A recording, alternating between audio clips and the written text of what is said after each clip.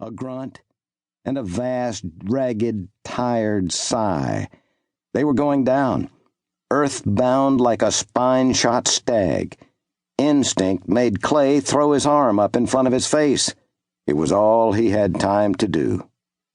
He hit the packed dirt hard, and the horse flipped sideways and spun him over its side, tearing his feet from the stirrups. Clay landed and rolled, he didn't know how many times. He smelled the dust and the sweat, tasted the blood in his nostrils and mouth, saw the sky spinning. The bright moon whirled above him, zipping past, and then it was gone. He tasted dirt in his mouth and felt cold ground against his cheek and hands. Trying to sit up, he fell back down and retched, vomiting and lying almost in it. He was able to roll onto his back, but he couldn't rise. His eyes spun this way and that, seeing stars. In moments he realized some of them were real, not simply darting about in his dizzy brain. He again tried to sit up, using his left hand, but it buckled and threw him on his face once more. He lay there and tried to catch his breath, aching all over. Finally, he made another attempt to rise, this time using his other hand. He struggled to a sitting position, drawing his knees up. Looking around, he was in time to see the last great breath of silvery, starlit steam seep from the nostrils of the gray thoroughbred. Now he noticed the ringing in his ears. He felt suddenly very sleepy, and he tried to remember what he was doing here.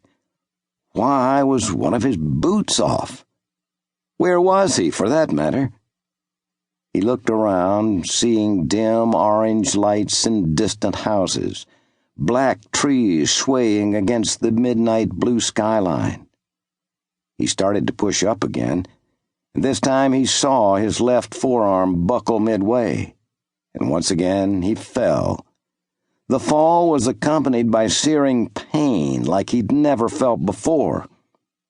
Feverishly, he rolled onto his back and raised his arm over his head, staring at it until his eyes focused. His forearm was bent at a strange angle. He almost fainted. And then he remembered Samantha. Samantha! He had to get to the doctor. His wife and child were in trouble. Struggling to his knees, he crawled to Domino, cradling his broken arm. He lowered his good hand to touch the horse's chest as his eyes fell on the animal's face. Its great brown eye was open to the night, and a big tear had rolled over the bridge of its nose. With an involuntary sob, Clay lunged to his feet. He almost fell again and had to stand there, keeping his eyes shut for a few moments.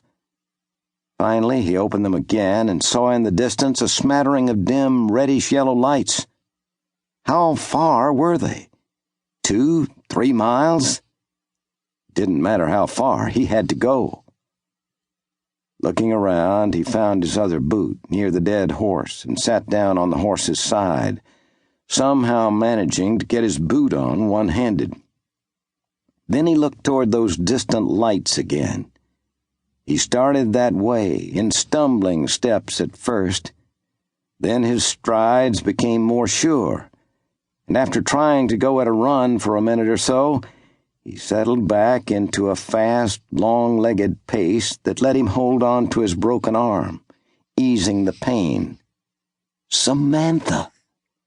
A heart-wrenching feeling seized Clay, and he stopped for a moment and saw a vision of his little wife, dead.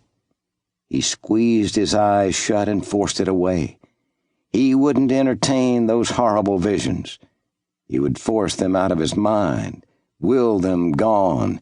He wouldn't let Samantha die, a death foreseen like the death of his parents. He sped on, walking as fast as he could, easily 5 miles an hour.